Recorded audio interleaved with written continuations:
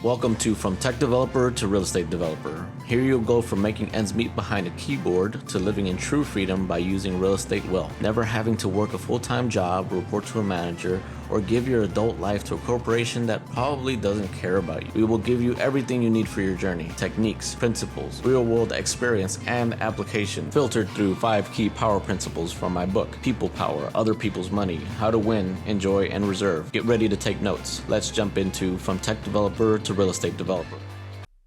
Welcome to From Tech Developer to Real Estate Developer. I'm Ivan, and I have an amazing guest that has been plenty busy in the last several years, Bud Evans.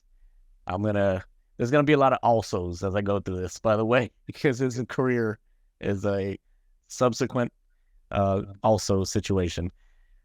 Bud Evans went from the military to the government to millionaire in just 3 years. He's also a retired police officer of 13 years and a retired U.S. Air Force military officer of 34 years, even though he looks like he's 34 right now. The former mayor of New Jersey, Cinnaminson, New Jersey, also a real estate investor and licensed agent who operates in New Jersey and Pittsburgh, Pennsylvania, with single-family up to 20-door properties. He's also a real estate investment coach for Tarek El Moussa. Bud teaches the Burr Method, commercial multifamily analysis, property management, and velocity and infinite banking. He has also underwritten over $100 million in deals and has created a substantial personal real estate portfolio. He is also the owner of Second Street Property Management, a disruptor in the field, and operates in New Jersey and Pennsylvania. And last but not least, he's the president of Aim High Properties. Aim High operates 8 subordinate companies ranging from property management to hair salons. So I got to catch my breath.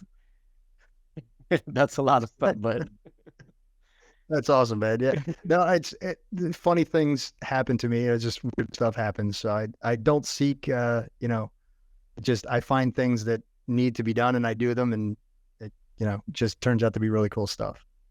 Amen to that. It just comes across your desk and you're like, yeah, I'll have this. Exactly. And what's in there is that I played hockey and coached hockey for over 20 years, owned a restaurant back in the early 90s, and I love to cook. I went to culinary school right after the military, my first stint in the military. Okay, awesome. Yeah, feel free to expand on that. What was your upbringing like, bro? Give us a little 2-minute intro or so.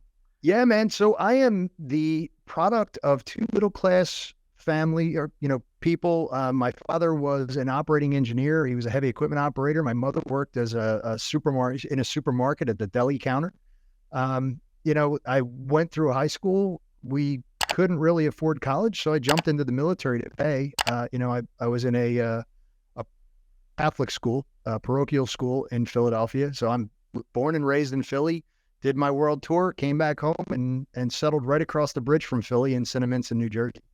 When we moved, it was after my 2013 deployment. I decided to make the place better than it was when I got here. So I joined local committee and got elected and became the mayor. Did that for a couple of years and then resigned because the military told me I wasn't allowed to do that anymore.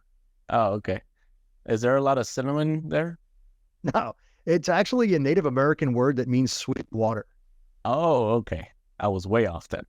Yeah, so were they, because it's the Delaware River is not sweet water. I think they might have been talking about an underground stream or something. Gotcha. Okay. Well, awesome, brother. Well, we could go ahead and jump right into the main meat. The outline is people power, other people's money, winning, enjoying, and reserve, which is the 5 key power principles from my book.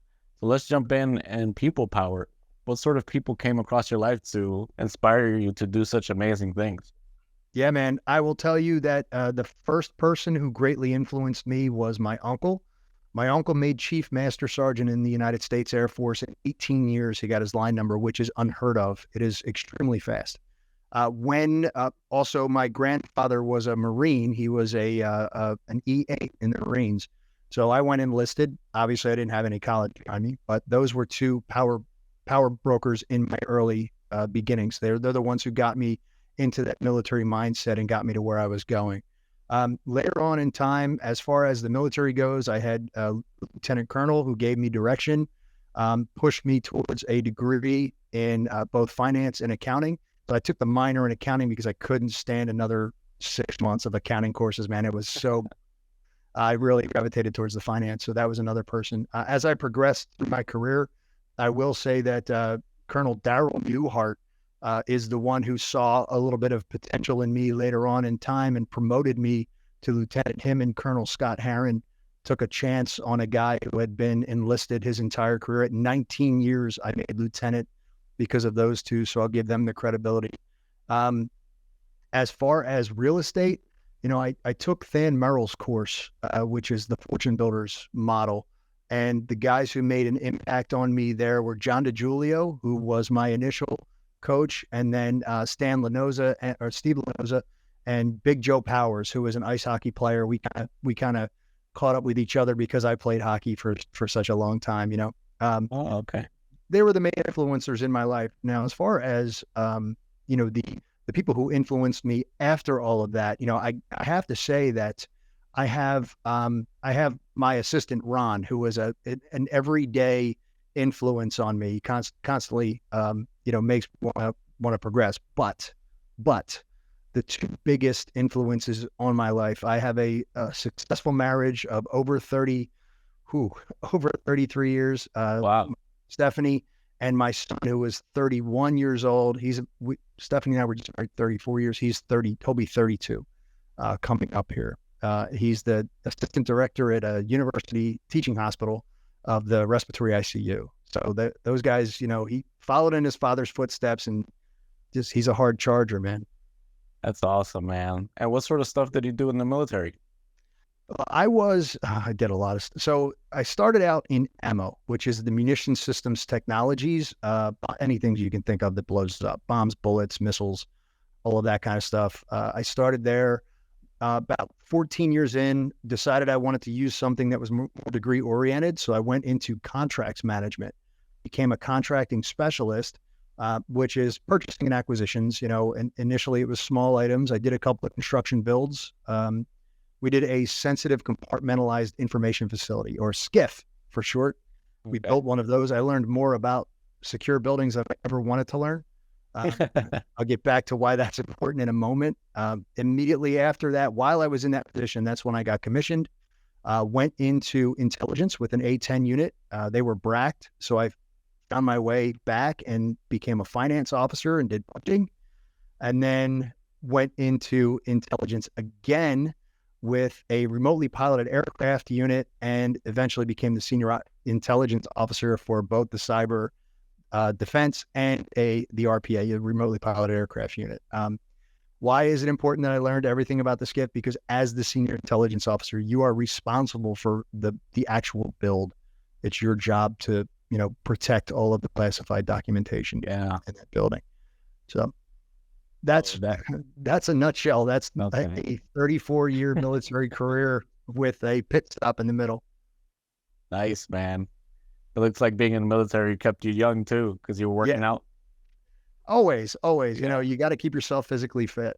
Yeah, I got to be more disciplined about that, but yeah, I'll make time for it. So I'm just a nerd question. Is the A-10 the tank destroyer? It is. It is the plane in the arsenal that is not very fast. You can't hear it coming, and when it leaves, you're devastated. It's a plane built around a gun. Yeah, it's fascinating. What that makes me think of, which maybe we could bring into real estate somehow later. When I did a research on the latest and greatest plane that they developed, there was the big three manufacturers like Boeing and all those guys. They had bids for it, and who ended up winning for the vertical lift function and just the simplicity of it all was the one they just put a big old fan in the middle of the plane. Yeah. Yeah. There's so much wrong with that aircraft right now. I'm not, is? Oh, man. Yeah. Oh, okay. So, but it seemed like the other two options were more prone to issues, or is that why they didn't? Yeah. So there was a whole documentary series on Skunk Works, and they went through that whole F-35 thing. I was actually at Tungsten River Naval Air Station when they brought the 2-star Marine general who was running that project, and we were already $2 billion over budget and we hadn't even begun to scratch the surface of where that plane was going to go. Yeah, the reason I brought it up too is because sometimes you got to look for a solution that just looks kind of stupid, but it'll get the job done. In this case, it was a vertical lift for a plane. Yeah. And I think it's kind of genius in its simplicity. But yeah, there are many situations. Is there one you could think of offhand in which you had to approach a property and let's just do something simple to address this issue versus spending all sorts of millions of dollars building around it? Yeah, there are so many. The one that really kind of sticks out is I purchased a property in where's it? It's in New Jersey. Neighborhood's not really important. Essentially, it was we were helping someone had developed ALS. His sisters were taking care of him. The house was too big. They wanted to move into a facility, and they were going to get an apartment nearby. So I helped them out of the situation. The house needed some repair. The carpets were destroyed, absolutely disgusting. The underneath the carpets, though, were walnut floors. So instead of putting down carpet, we just refinished the floors. So, we could have, if things were different, if it was just a subfloor, we probably would have LVP'd it. Luxury vinyl plank, some 1/4-inch thick stuff, at the most. But instead, we had these wonderful floors. We just decided to, hey, let's put a sand and a coat of lacquer on it and call it a day. So simple things like that. Or reglazing a bathroom, all the tile work, in a house like that. They had these pink tiles. And instead of ripping all the walls down and going that far with it, we knew that it was a lower level area, so like a C area. So instead of tearing it all down, we just reglazed all of the wall tiles and just retiled the shower, and $600 was to $6,000. Yeah, genius. Saves a lot of money. A simple example I could think of just this week was we finished up a renovation, and I knew even by the end of it, I was just gonna put like wall units or window units. And just installed like a wall heater, and it pretty much powers the entire 600 square feet. It's a small apartment, so I don't need to spend $3,000 or $5,000 for a mini splits or HVAC system. It just will be overkill. Yeah. So simple is sometimes better, and you save a lot of money. So other people's money or resources, what sort of contacts have you developed to help scale your operation? Yeah, that's a great question and very powerful.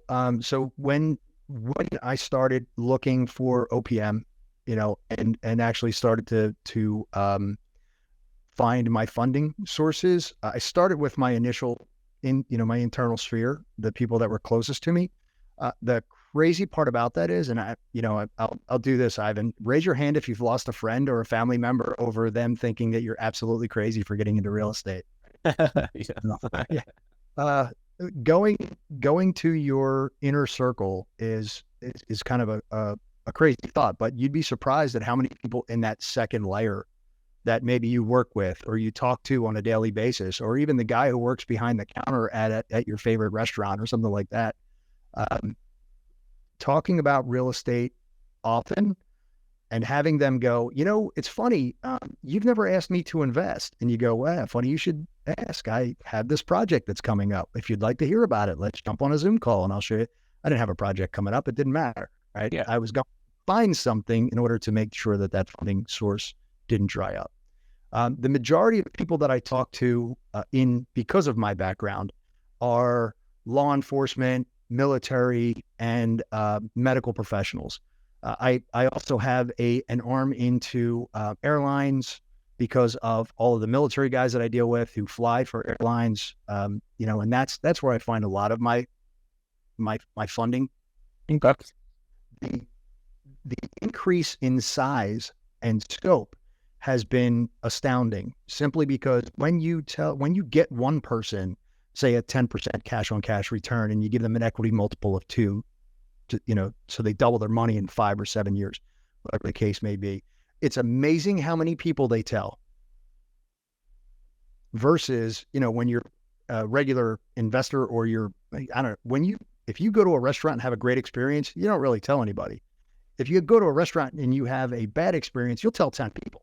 It's exactly the opposite in the real estate game when we're talking about investors. My experience anyway has been, I do this person right. I give them this incredible return. They're going to tell their friends and family, hey, you need to invest with this guy, and that's my experience. And I'm watching as that happens, I'm watching my list grow. Yeah. And when you mentioned earlier how you had that friend that asked you to meet and you met with him over Zoom, not even having something in mind, that's something you got to keep in mind too, is guys like you and I, we have a pipeline of emails, all sorts of flow constantly hitting us. So if we wanted to find a deal, we could find it in less than a day, more than likely. Exactly. Yeah. What sort of systems do you have in place to kind of, do you have a bunch of wholesalers you reach out to, or? Yeah, there's actually a section of one of the pillars in my my mentorship program where we call it Deals on Demand. And it's networking, agents and wholesalers. And I might have, I don't know, somewhere between 10 and 30 deals come across my desk in a day. A large number of them, as you're fully aware, if they're coming from wholesalers, are, they're thin, right? They're very thin, not a lot of meat on the bone. So it makes it very difficult. There are several times when there's a good enough portion, but it's not enough, where I'll actually pick up the phone and contact the wholesaler and try to negotiate a deal on that particular property. But yeah, I deal a lot with wholesalers and agents. They're my primary go-to. And, trying to find those off-market deals. Once you get that first taste to the person who brings you an off-market deal, the more often they are to bring you the actual deals before anyone else. So that's a huge point. Yeah, and for beginners that may not know what a wholesaler is, they're basically like middlemen doing all the calls to off-market property owners, trying to get them under contract, and they sell it to guys like us at a markup. Yes. I've actually released my entire acquisitions team because we were doing the cold calling, the text messaging, the bandit sign running, the door knocking, all that stuff. And now me and one other virtual assistant make the calls, and we have other people do that for us. The wholesalers, number one, and then the agents who actually go out and knock doors, and then they'll bring me off-market deals. Yeah. And that reduces risk through lower overhead. So it's pretty much a similar thing. My assistant is kind of my right hand day to day. Okay. So we covered other people's money or resources through capital and contacts. When you're thinking about winning, I have a little different perspective on winning, in that I trust people that have gotten headaches and worked through them versus guys that have like one deal and they're like, look at me, I succeeded on one deal, I'm the greatest. Like, I don't trust those guys. Yeah. So when you think on winning, what do you comes to mind? Yeah. First, two things that I look forward to. Number one is winning every day. So there are, I journal, right? So I have a book of, it's just very quick. These are the three things I'm going to do today. They are the most important priorities.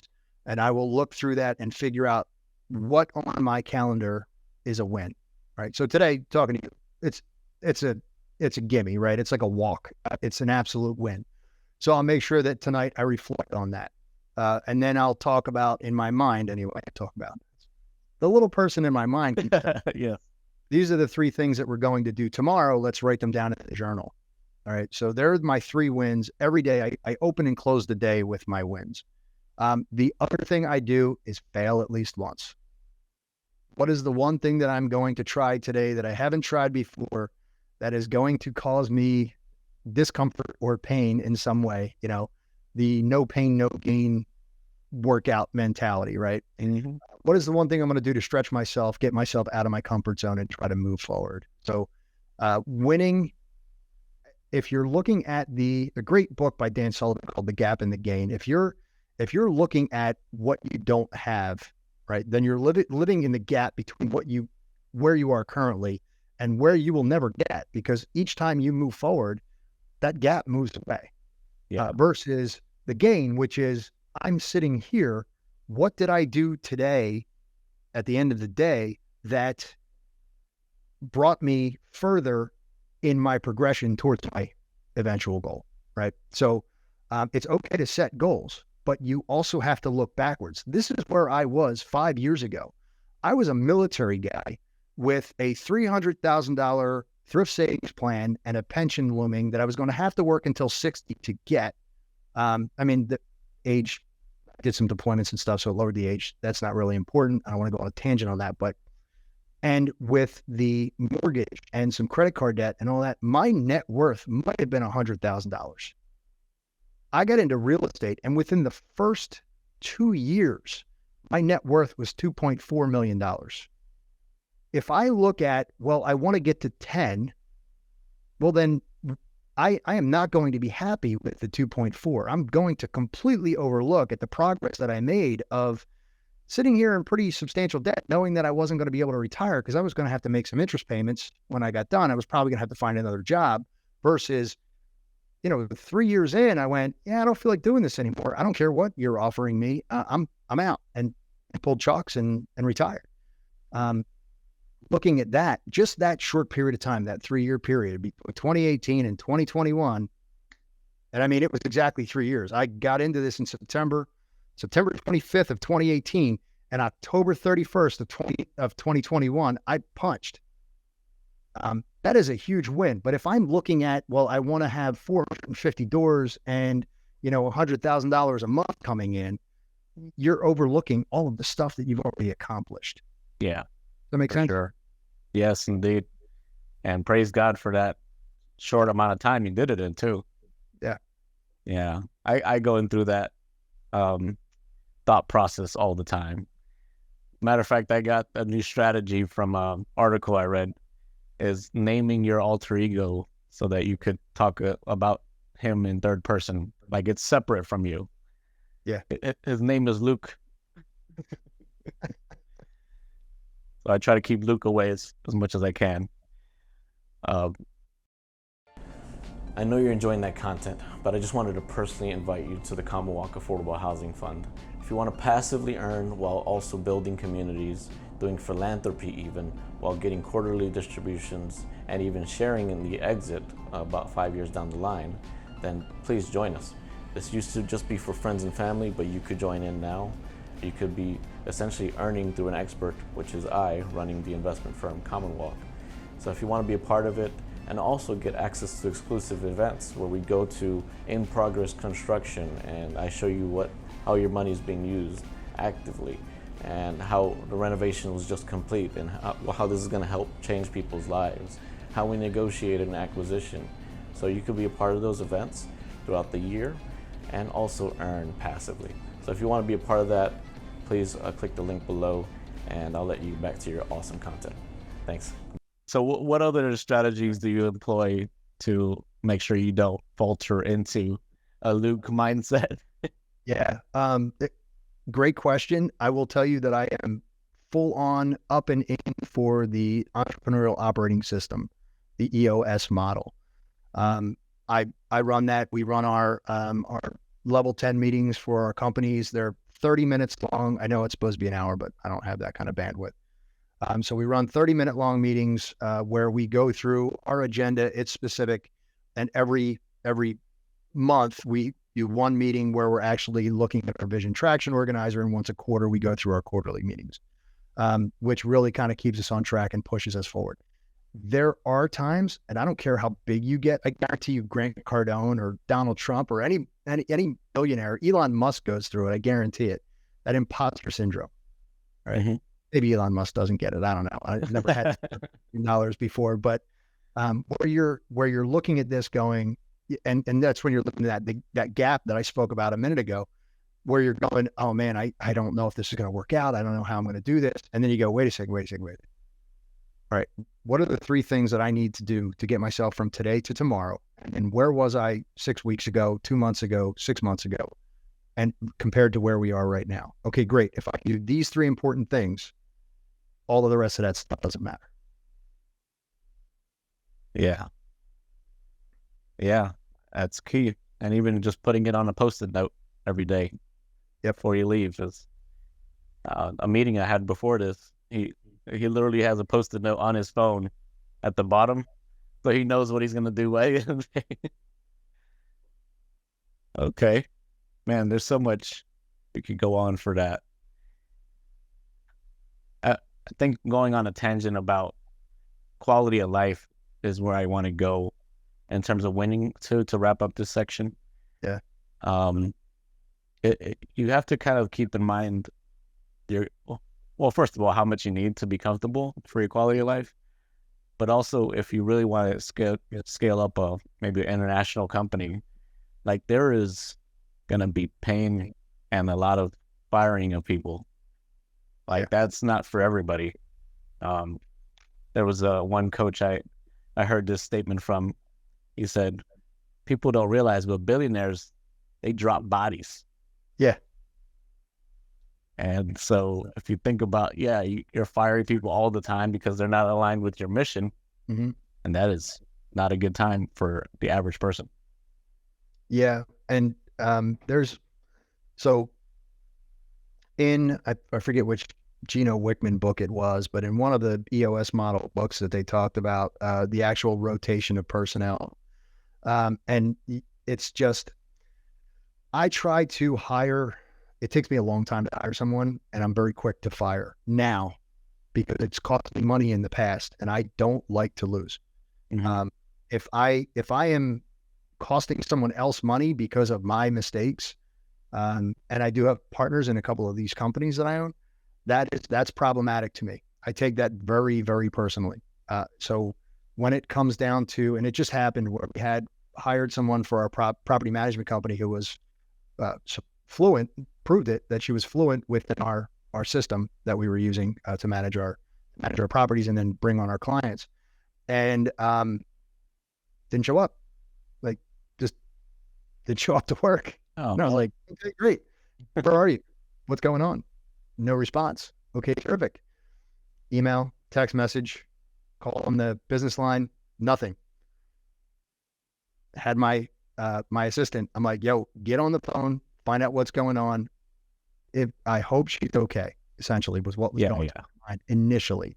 Yeah. When I found out that it wasn't that, I went, okay, don't do that again. The second time it happened, which was within a week, I cut her contract. That's it, you're out. Yeah. You know, that's what you got to do. Because if it's going to happen once, that's a mistake. If it happens more than once, that's not a coincidence. Yeah. And especially in such a short time period. Yeah. There's a guy named Gene Hammett who coached me before. He runs the, the Growth Think Tank podcast. And he said, when I was contemplating firing a business partner, he said, if you're contemplating firing anybody, it's already too late. Basically, you should have fired him a long time ago. Yeah. I'll agree with that. Yeah, so time is of the essence in matters like that. So going on to the next section, enjoying. How do you enjoy what you've built? Yeah, so because I don't like to brag. I've been told that I'm too humble. I don't personally believe that. I think that, you know, I'm humble enough. Last year, my wife and I, in like 4 days, decided we're going to go to Greece. So we took 27 days off and just went and flew over to Barcelona, did Spain for a few days, got on a cruise, did Sicily, then we went to all the Greek Isles, went up to Ephesus, Turkey, Kusadasi, came back down to Athens, got off in Athens, did a few days there. You know, it was glorious. But having the opportunity on a whim to be able to go, hey, remember that cruise that we planned to do before COVID? Let's block off a month. Let's do it now. It was our 30th anniversary back when COVID started, and we were getting ready to take this cruise, and they canceled it on us. You know, so having that opportunity just to go like, yeah, let's do this. That's a game changer. I'm not kidding you. Less than a month ago, I decided I was going to, for shows my my mental capacity for good ideas. Yeah. I got behind the wheel of my car. I called a friend of mine. I'm like, yo, what are you doing? I'm gonna drive down and I'm gonna see. She's in North Carolina. She's in Raleigh, North Carolina. So I drove from Philly, basically, down to Raleigh, North Carolina, 6.5 hours.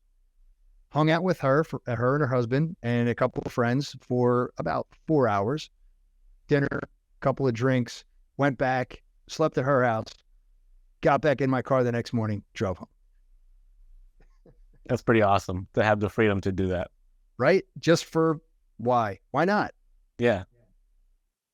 So Yeah. having that freedom is huge. Yeah, for sure. Yeah. I try to remind myself of that too when I get down on myself. Of like, bro, you could do whatever the hell you want today. Shut up. Yeah. Man, I'll tell you that, I do it all the time. This thing here, the cell phone, it just, looking back at when I started with computers, I was kind of advanced for IT stuff. So I was doing stuff with an IBM PC Junior, back in the late 80s. Had the old Matthew Broderick War Games modem. I was surfing university, call them websites now, but back then it was university databases, just pick up and call, with stuff like that. But I look at these cell phones and the things that you can do today, just on a cell phone or an iPad. You can run a multi-billion-dollar corporation just using the cloud and a decent iPad with a keyboard, or an iPhone if you're pressed. I'm an guy, sorry for those who aren't. But Yeah, that's true. You could run an entire business just off your phone if you really put your mind to it.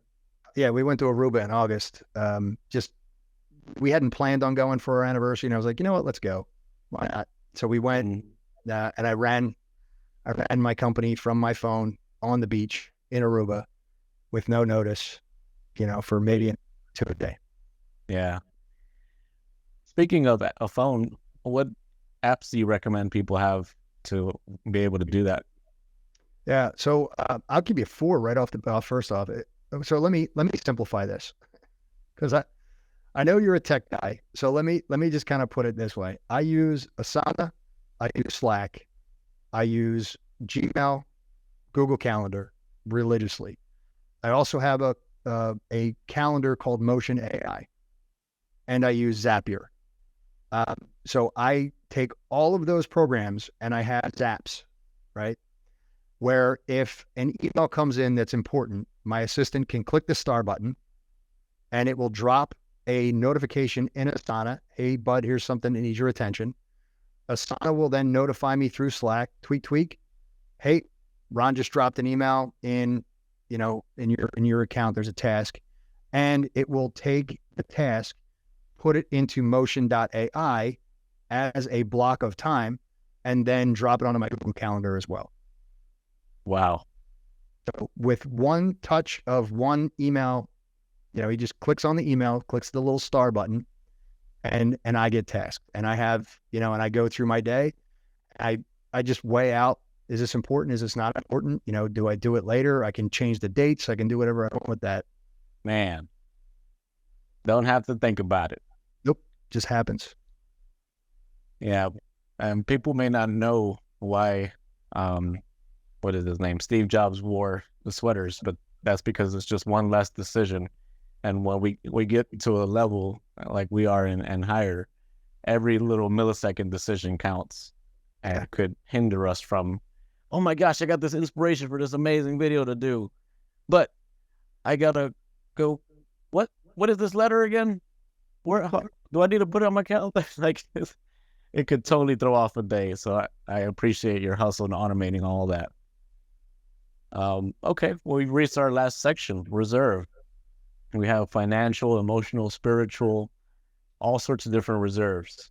What's one that comes to mind that's really important to you, and how do you execute it? So, I will tell you that my mental reserve usually runs out faster than my physical reserve. I am really good. So I hit the gym every morning, usually around 6 a.m. I'm at the gym, and I'll hit that for a couple of hours.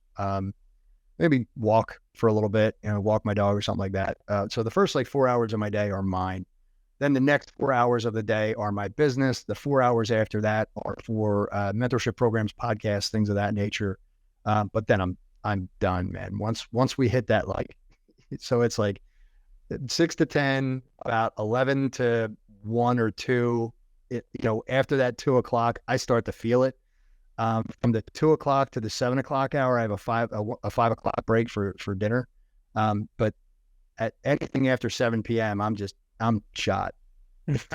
Nap next day, and I know it. That's awesome, man. I appreciate your hustle. Let me know how, like, could you give me a ring every 6 a.m. and just tell me, Ivan, get your butt up. I'm being lazy. Look, this thing, I charge it up before I go to bed. I put it on, so the alarm goes off across the hall, across the way, right? Oh, yeah. Also, I get haptics. Tut, tut, tut, tut, tut, tut, tut, tut, tut, tut, tut. Oh my goodness. There's no way I'm missing it. Okay, awesome. Sweet, brother. Well, any other types of reserve you want to mention? It looks like you have blessed in your background there. Yes, absolutely. So, spiritual reserve, right? Yeah. I don't care what you believe in, even if it's something as simple as positive energy out brings back positive energy, negative energy out brings back negative energy. They're both exponential. I'm Catholic. I'm Roman Catholic. I'm not a practicing Catholic, but I will tell you that, I do believe in God. I do believe in Jesus. I have a higher power in my mind and in my heart, and that kind of keeps me moving. It helps me be a better father, helps me be a better husband. It helps me be a better entrepreneur. I believe that you can be assertive without being, put it politely, without being mean or nasty. I'll put it that way. Mm-hmm. And I say it differently to the people that I work with. But, and as long as you do that, you will find that people will be nicer to you. So I've had situations where I walked into a municipality trying to deal with a construction. We've all had it, right? We've all dealt with it, zoning and planning and construction. We've all dealt with that.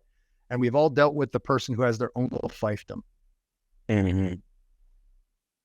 Being nice, putting out positive energy. I guarantee you, I don't care how bad it turns out. I don't care how bad that person acts towards you.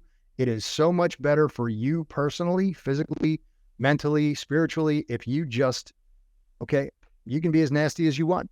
I'm still going to smile. I'm still going to say, yes, sir, no, sir, yes, ma'am, no, ma'am. And at the end of this conversation, if you still choose to be arrogant and, that's on you. That's not on me. The other part of that is when we're putting positive energy out, positive results happen. Mm-hmm. So, believing that these decisions that I'm making today will eventually result in that positive return helps me to forget about that gap and live with what I've already done and how we're progressing, so that I can go to bed at night without, and this happens every once in a while, man. I'm not saying that, that it doesn't happen every night. Every once in a while you'll go to bed and you'll have just numbers swimming in your mind, and there's just certain things that you can't do to combat that, but just have faith, keep the faith, stay positive, and good things happen. Yes, indeed. Wow, that was very good knowledge there. It brings me to mind when somebody else is acting out like that, it's even better to act and be your own self, because it doesn't have anything to do with you, what they're shelling out. They're just hurt for some reason, maybe in their upbringing or even that same day, and they're just trying to shell it out. I remember I tried out a new plumber a few months ago. One of these, he has a 1-800 number, like emergency ASAP plumbing. And he came over because my regular plumber wasn't available. Then he was just about talking down to me, underhanded. And I'm just trying to give him business.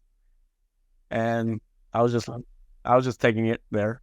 And as we were walking to the driveway, I was like, something else is going on here, right? Because you treated me like I'm not going to say the word, when I'm not even treating you like that. And he said, you know what, man, I'm sorry. Yeah, you're right. Before you, I had some bad stuff happen to me. I'm just in a bad place right now. Yeah, so it's hard to do that, and you need to be secure in yourself also, and that takes work to be able to separate.